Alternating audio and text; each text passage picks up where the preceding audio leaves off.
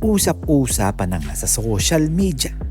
Troy Rosario nakikipag-usap na nga daw sa TNT Katropa at Barangay Ginebra na naka-standby lang. At ang SMB rin naman naghihintay lang din naman ng mga tawag dito sa manager ni Troy Rosario. Well, pag-usapan nga natin kung ano nga ba talaga ang pwedeng mangyari dito kay Troy Rosario ng power forward ng Blackwater Elite na nakawala na nga sa kanyang kupunan. Well, umpisahan natin. Ang TNT Katropa nga nagbibigay nga ng malaking offer dito kay Troy Rosario. Well, sobrang laking offer nga ito dahil alam naman natin na si Troy Rosario kinakailangan ng TNT dahil nga kulang nga sila ng mga malalaking player pagdating sa ilalim dahil dyan nga sila nahihirapan. Well, alam naman natin ang nakaraan ni Troy Rosario talagang binangko nga ito at hindi binibigyan ng pagkakataon kaya bumaba ang kanyang laro. Well, ang TNT nga medyo nagsisisi nga dyan dahil ngayon nga talagang ipinapakita ni Troy Rosario kung gaano siya kalakas sa ilalim at labas. Dahil nga pinag-aagawan nga siya ng mga kupunan.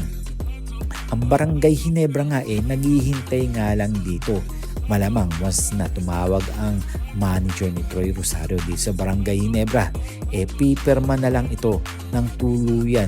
Sabi nga niya, kung gusto ako ng Barangay Ginebra, mas gusto ko sila dahil matagal na nga akong gustong lumipat dito sa team na yon.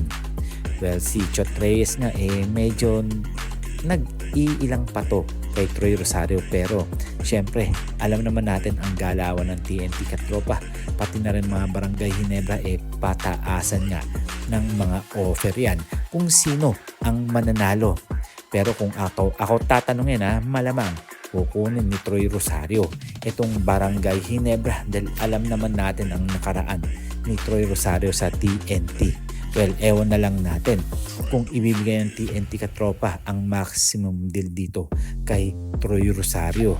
Kung malaking sahod ba o mapaparehas lang din siya ng katulad dati.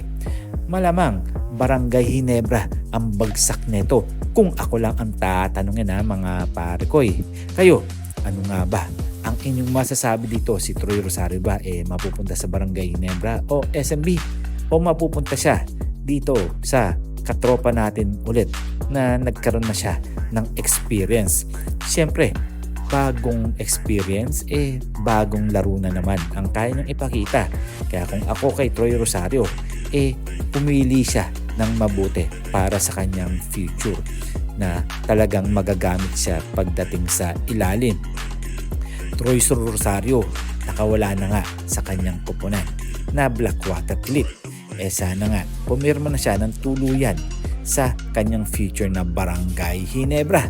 Siguro hanggang dito na lang tayo at huwag natin kakalimutan na mag-subscribe, mag-comment, like and share, and please click the bell para ma-receive ninyo lahat ang aking notification. So see you for my next video. See you for my next vlog. God bless.